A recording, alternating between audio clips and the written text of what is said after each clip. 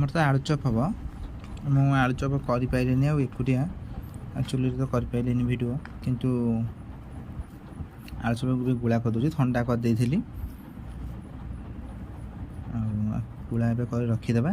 ଟିକେ ଥଣ୍ଡା ହେଇଗଲାଣି ତ। ତାପରେ ଗୋଳାଗୋଳି ସବୁ କରି ରଖିଛି। ବେସନ କ'ଣ କ'ଣ ପକେଇଛି ତ ଆଉ ତୁମକୁ ଦେଖି ହେଲାନି, କିନ୍ତୁ ଟେଷ୍ଟ ନିଶ୍ଚିନ୍ତ ହେବ। ବହୁତ ଭଲ ଟେଷ୍ଟ ହେବ। କଡ଼େଇରେ ଆମର କଡ଼େଇ ବସିଯାଇଛି, ମୁଁ ତେଲ ପକାଇବି ଆଉ ଛାଣି ସାରିଲା ପରେ ଦେଖିବି, ଟେଷ୍ଟ କରିବେ କେମିତି କ'ଣ ହେଉଛି।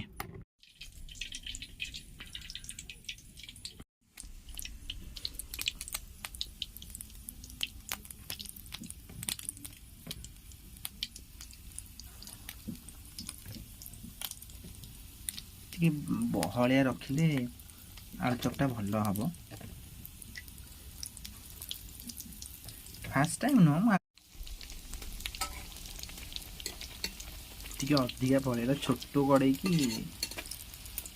ଅଧିକା ଆଳୁଚପ ପଡ଼ିଗଲା। ମୁଁ ତ ଖାଇବି ଆଉ, ଯେମିତି ହଉ ମୁଁ ଖାଇଦେବି।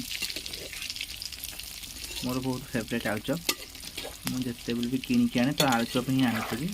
ସାଇଜ୍ ପୁରା ବଢ଼ିଆ ଅଛି, ଦୋକାନ ଭଳିଆ ଲାଗୁଛି। ମୋତେ ବାସ୍ନା ବଢ଼ିଆ ହେଉଥିଲା, କିନ୍ତୁ ଟେଷ୍ଟ କଲେ ଜଣାପଡ଼ିବ କେତେ ଅଛି। ମୋତେ ଲାଗୁଛି ମୁଁ ଦେଇଛି 100ରୁ 80% ଦେଇଛି, ଆଉ ଦୋକାନ ଟେଷ୍ଟଟା ନିଶ୍ଚିତ ଆସିବ। ବଡ଼ ବଡ଼ ସାଇଜ୍ ହେଇଛି। ମମି ସକାଳ କଖାରୁ ଫୁଲ ହେଇଥିଲା ବାଇରେ, ଅଳ୍ପ କିଛିଟା ଗଛ ଲାଗିଛି। ଯେହେତୁ ହେଇଛି, ମମି ତାକୁ ରଖିଛି ଶାଗରେ ପକାଇବାକୁ। ତାକୁ ଆଉ ଶାଗରେ ପକାଇଲାନି, ତାକୁ ରଖିଛି। କହିଲା ଏଇ ଦୁଇଟା ଫୁଲ ଅଛି, ଆଉ ତୁ ତ କରିବୁ ଆଜି, ନିଶ୍ଚିନ୍ତ ଆକୁ ରାତିରେ କରିଦେବୁ, ଭଲ ଲାଗିବ। ମୁଁ କହିଲି ଦେ ସବୁ। ହଁ ଭଲ ଲାଗୁଛି, ଭଲ ଲାଗୁଛି, ଭଲ ଟେଷ୍ଟ ହେଇଛି। ଟିକେ ରାଗ ହେଇଯାଇଛି, ଚଳିବ। ମୋତେ ରାଗ ବହୁତ ପସନ୍ଦ। ଅଦା ରସୁଣ ଯେଉଁ ଛେଚାଟା ଆଉ ଅଦା ରସୁଣ କଞ୍ଚା ଲଙ୍କା ଛେଚା ଦେଇଥିଲି, ବଢ଼ିଆ ବାସ୍ନା, ବଢ଼ିଆ।